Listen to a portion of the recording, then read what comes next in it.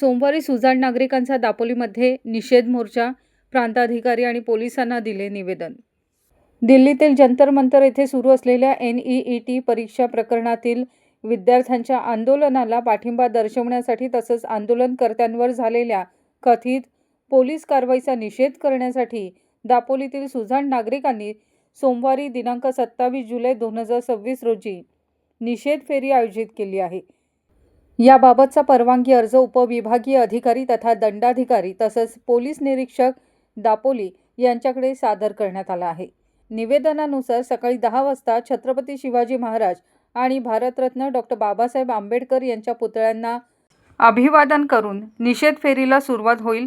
त्यानंतर आंबेडकर चौक, दापोली बाजारपेठ आणि पोस्ट गल्ली मार्गे मोर्चा काढण्यात येणार असून तहसीलदारांना निवेदन देऊन कार्यक्रमाचा समारोप 11:30 वाजता होणार आहे. या निषेध फेरीसाठी आवश्यक ती परवानगी द्यावी अशी विनंती आयोजकांनी प्रशासनाकडे केली आहे. आयोजकांनी हा मोर्चा विद्यार्थ्यांच्या भवितव्यासाठी आणि संविधानाच्या संरक्षणाच्या भूमिकेतून काढण्यात येत असल्याचे या निवेदनात नमूद करण्यात आले आहे. म्हणजे कुठल्याही त्या पद्धतीने दुसऱ्या घोषणा किंवा काय एकदम शांतताप्रिय लोकांना बरोबर घेऊन साहेब अभिजित असला, कारण दापोली पण आमची आहे, आमची पण जबाबदारी आहे. कुठेही वातावरण खराब होणार नाही म्हणून याला राजकीय नाव न देता सुजाण दापोलीकर म्हणून आपण त्याला नाव दिलं.